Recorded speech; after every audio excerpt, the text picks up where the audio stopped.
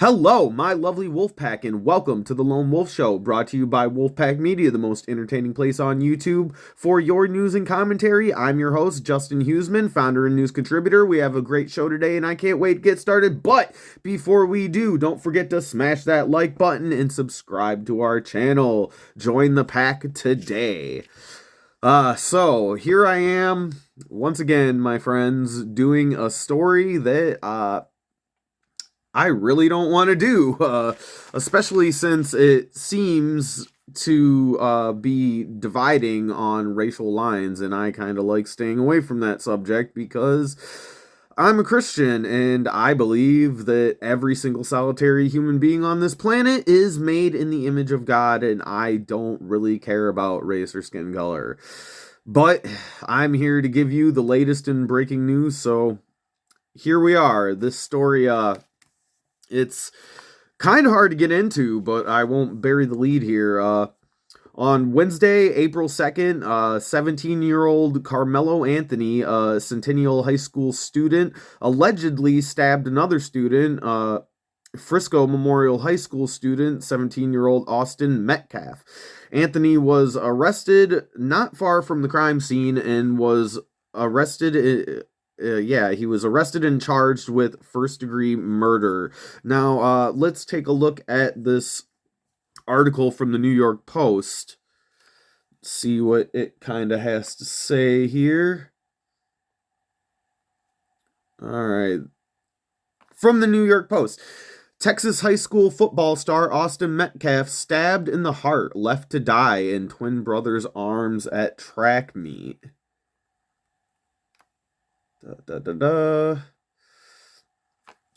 Texas high school football star was stabbed in the heart and died in the arms of his twin brother after a fight over a seat at a track meet. Over a seat, Jesus.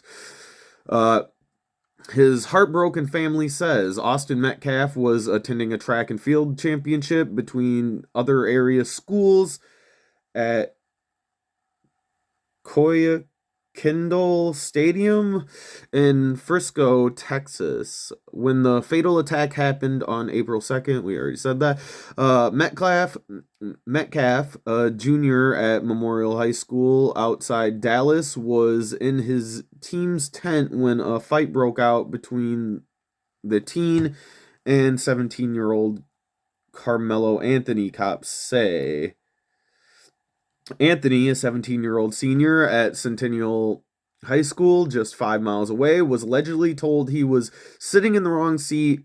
He then allegedly drew a knife and pierced Metcalf through the heart, the dead teen's father, Jeff Metcalf, told NBC Dallas Fort Worth. I hate how they just have stupid, sidelines in these articles sometimes. Like, they tell you facts that don't really matter or pertain to the case.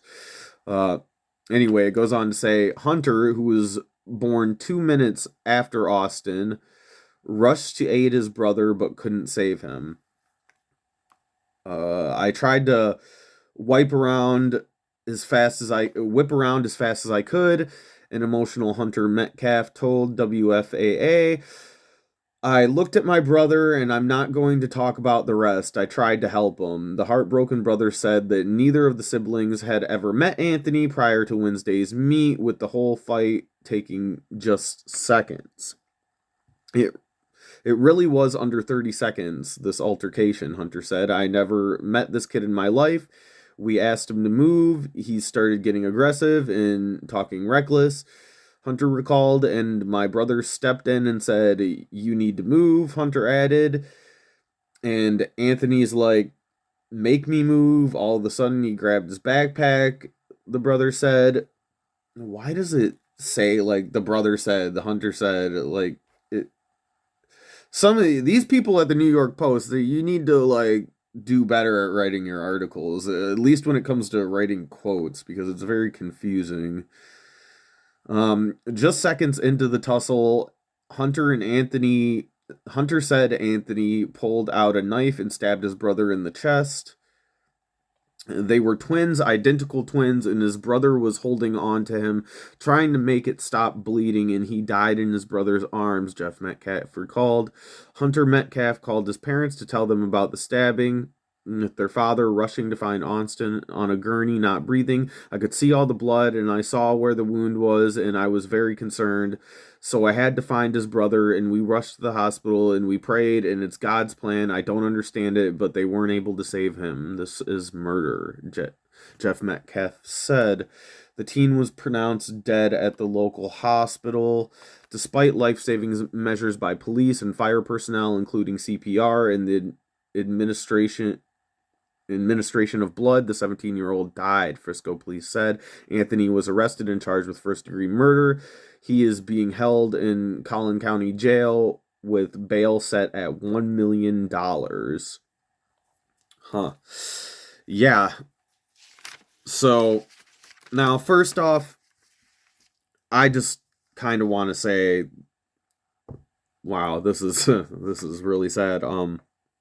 I just want to say that this is a really sad story, and I feel for all of the families involved. This story, for one reason or another, has been becoming all over the internet. It's becoming really tribal, and I'm just, it's really pissing me off. I for one am really not here for that at all. And shame on any of you fucking crazy people out there on X and TikTok and whatever that's making this about race. Shame on you, dude. These are real people, and a young man has died. A family has to bury their 17-year-old son. So shame on all of you pieces of shit out there that are just out here race baiting. Like, this isn't about race, dude. This is not about race at all. At least in my opinion, it seems to be something that's, I don't know. Anyway, I want you guys to kind of form your own opinions about it, and let's not make this about race at all. I do have the police report here, and I'm gonna read that so that you can form your own opinions on this situation. I'm just so angry and frustrated seeing all these weird videos on the internet about this, trying to make it about race and, like, whatever, dude. It was some high school kids getting in a fight, and it just, I don't know. The fact that any of this could have been about race is absolutely absurd to me, and everybody out there that's trying to turn this into a race thing needs to stop. It's asinine, and you look like a fucking fool. Anyway, I'll get into this police report here. This is from the Frisco Police Department. This is just the arrest report. Has Anthony, picture of him. It gives all his.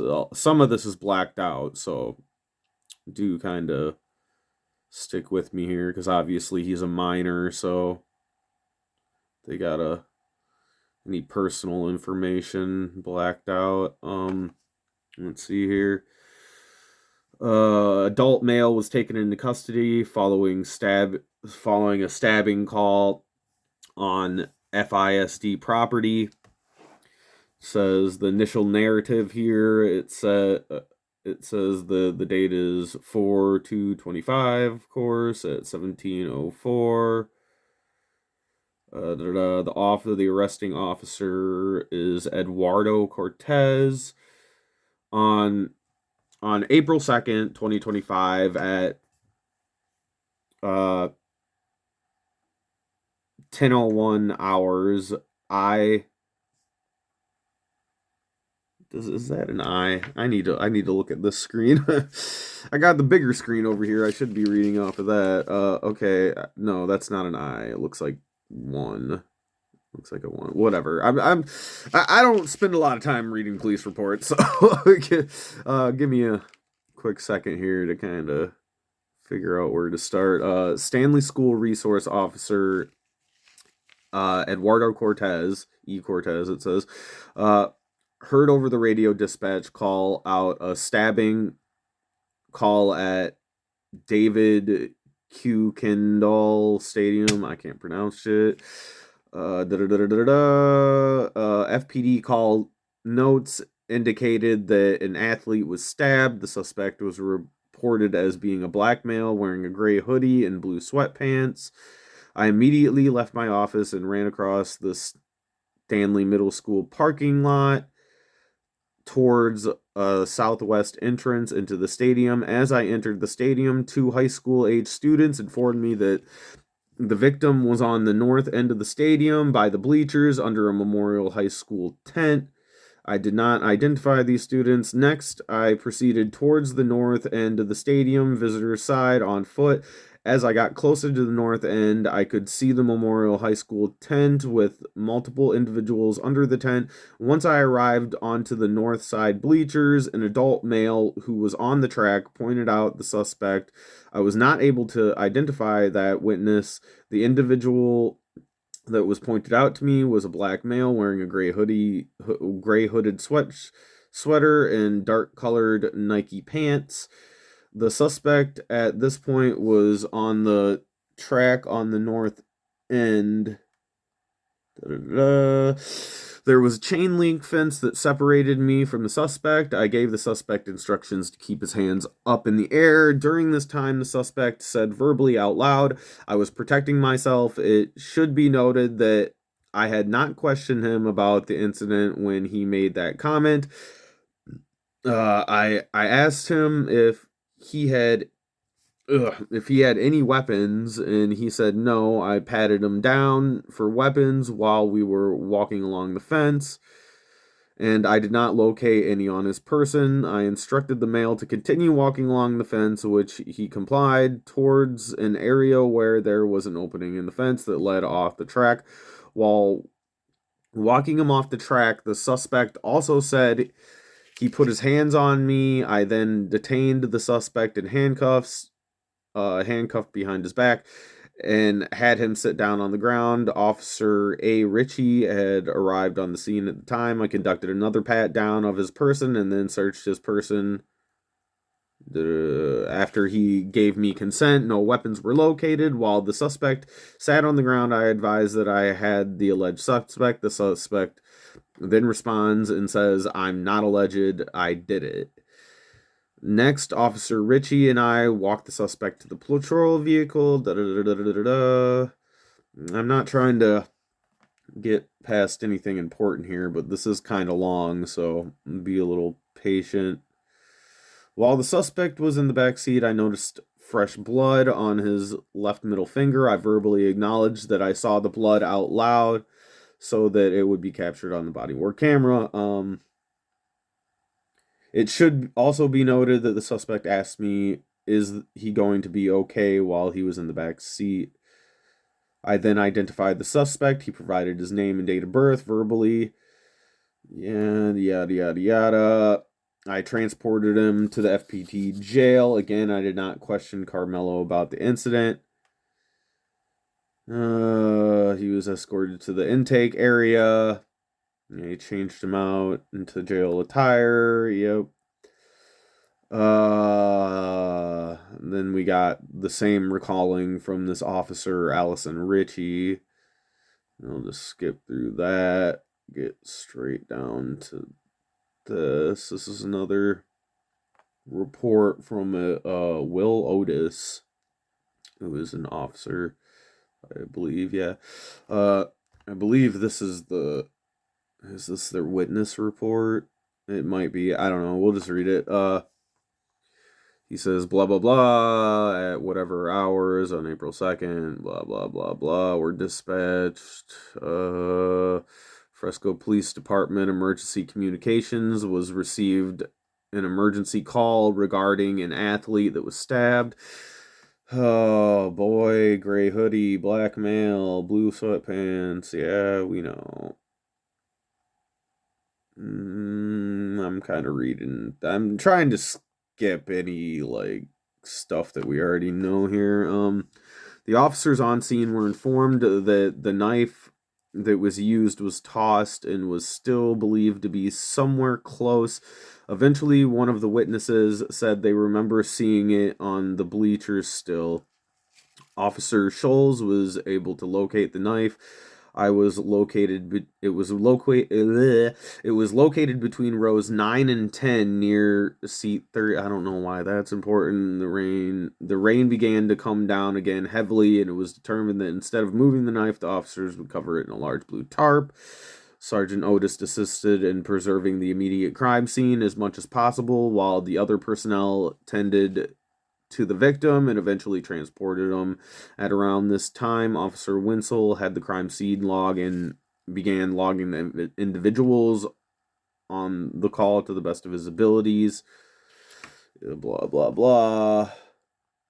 He took photos and whatnot. Yeah, they just go on about preserving the crime scene, taking photos and whatnot. I'm trying to get to the witnesses. Blah, blah, blah. To report a stabbing. Yeah. Okay. The original call notes stated an athlete had been stabbed in the chest and that the suspect that stabbed the victim goes to Centennial High School. Athletic trainers were on site and were providing care to the victim and advised he was not conscious and not breathing. The notes also indicated that the suspect was a black male. Yeah, we all know that. Blah, blah, blah. When I arrived on scene, I grabbed a roll of crime scene tape from my trunk and proceeded to the visitors' bleachers where dispatch advised the victim was. While I was walking towards the visitors' bleachers, I was approached by a witness who identified himself as blank. It's all redacted, obviously, because these are all minors. Blank began telling me what happened, and I asked him where the stabbing occurred. Blank advised it happened under the Memorial High School pop-up tent in the visitors' bleachers. I immediately informed Sergeant Otis where the witness stated the stabbing occurred and gave him the crime scene tape to start securing the crime scene. I then had Blank move to the walkway under the visitors' bleachers out of the rain to further speak with me. The following summary of my contact with Blank advised he was sitting under the Memorial High School pop-up tent with his team and was near the victim, Austin, and the suspect, who was later identified as Carmelo Anthony. Anthony was from Centennial High School and was sitting under the Memorial School tent. Austin had told Anthony that he needed to move out from under their team's tent, and Anthony grabbed his bag, opened it, and reached inside, and proceeded to tell Austin, "Touch me and see what happens." No one really thought Anthony really had any weapons in his bag, and Austin proceeded to touch Anthony. And then Anthony told Austin to punch him and see what happens. A short time later, Austin grabbed Anthony to tell him to move, and Anthony pulled out what Blank recalled as a black knife and stabbed Austin once in the chest and then ran away. Austin began grabbing his chest and telling everyone to get help, advised he did not know Anthony's name but stated another Memorial Track member. Blank was friends with Anthony and he could identify Anthony. Blank described Anthony as black male, skinny with possibly a goatee, short puffy hair, and wearing Centennial High School clothing. This concluded my contact with Blank. I then was instructed to start a crime scene log. I retrieved a crime scene log from my patrol vehicle and began starting the crime scene log. I was later relieved by Officer Schultz, who took over the crime scene log, and I cleared the scene. This is kind of there's a lot of pages here, but yeah, we'll just stop with that. If you guys wanna read the entire we're kind of running out of time here, but if you want to read the entire arrest report, the entire police report. You can search for it. It's all over X. It's circulating all over X. I just Googled Anthony Carmelo stabbing police report on Google. I just Googled it, and it has, I think the very first one popped up. And yeah, it has the entire report. It's like 7 pages. So if you guys want to read the entire things for yourself, I just kind of wanted to read a little bit of it here to get, for me to personally, to get a little bit more information on the situation. Now, I don't know.